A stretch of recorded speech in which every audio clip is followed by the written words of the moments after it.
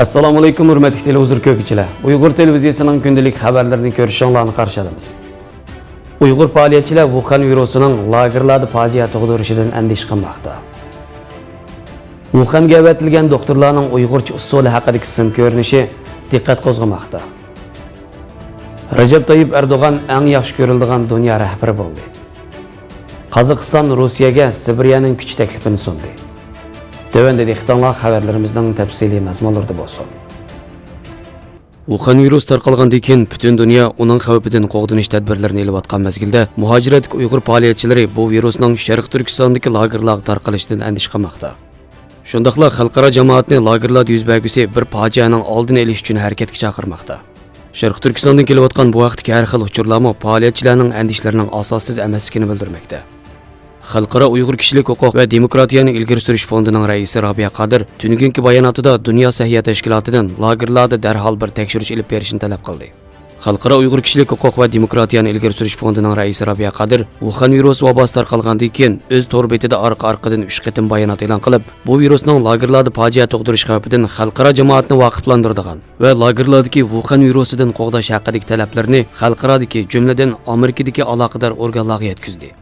Robiya Qadir xonimning bu vaqtdagi tunji bayonotida lagerdagi 3 milliondan ortiq tutqunning mazkur virusga taqobilchanligi dunyo bo'yicha eng ojiz kishilar ekanligini bildirib, Sharq Turkistonning tarixiy va siyosiy vaziyati nazarda tutilsa, Xitoyning lagerdagi 3 milliondan ortiq insonning hayoti bexatarligiga bosh qotirib ketmaydiganligini, hatto yillardan buyon beshini qotirib kelayotgan Uyg'ur masalasini Wuhan virusidan iborat mushu vabo bahonasida bir tabiiy baloyi qazo sifatida bartaraf qilib etish qo'ydi bo'ladiganligini ilgari surgan.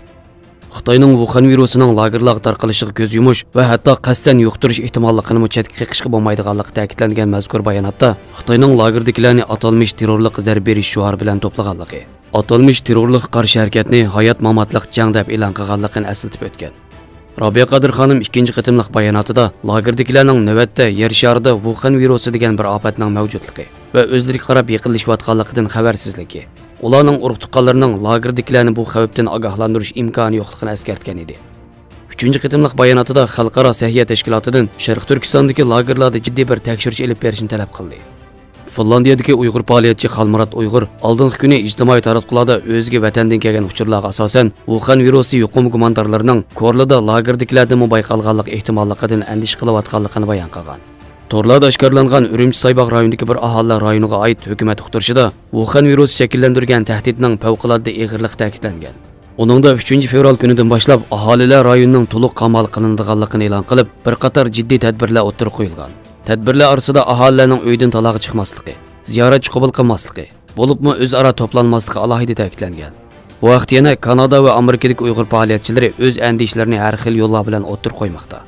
Tibbiy tadqiqotchi va faoliyatchi Mehmet Emin Efendi Fidoilar to'r televiziyasida o'tkazilgan suhbat xotirasida lagerdagi odam zishtiqning Wuhan virusiga taqobil turishda eng cho'ng ojizlik ekanligini bayon qilgan.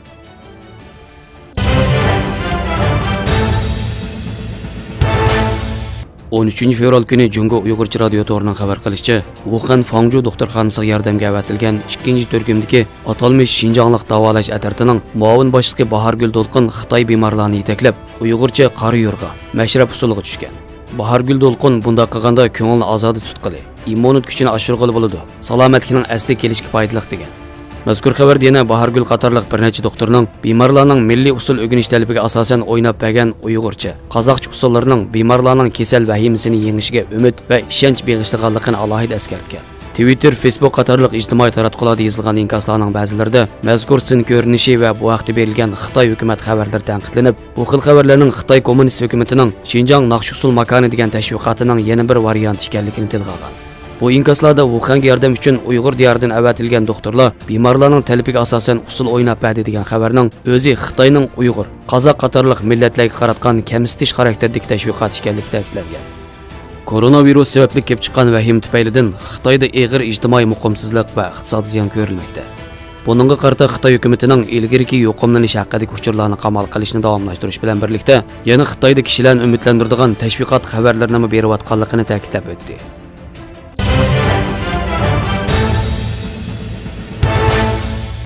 Cumhur Reis Recep Tayyip Erdo'g'an Shimoliy Makedoniyada eng yaxshi ko'riladigan dunyo rahbari bo'ldi.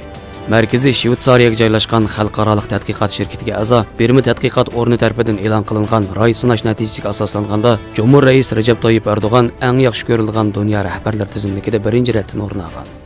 Ro'y sinash qatnashchilarning 60% Cumhur Rais Erdo'g'anga qarata ijobiy qarashda bo'lgan. Erdo'g'andan qolsa tizimlikdan yuqoridan tövanga Germaniya bosh ministri Angela Merkel, Rossiya prezidenti Vladimir Putin, Katolik dunyosining ruhoniy rahbari Papa Fransis, Amerika Qo'shma Shtatlari prezidenti Donald Trump o'rin olgan. Shimoliy Makedoniyaning Yevropa ittifoqiga a'zoligi muzokaralarni veto qilgan Fransiya prezidenti Emmanuel Macron bo'lsa tizimlikning eng oxiridan o'rin olgan. Macronga ro'y sinash qatnashchilarining 21% ijobiy qaragan.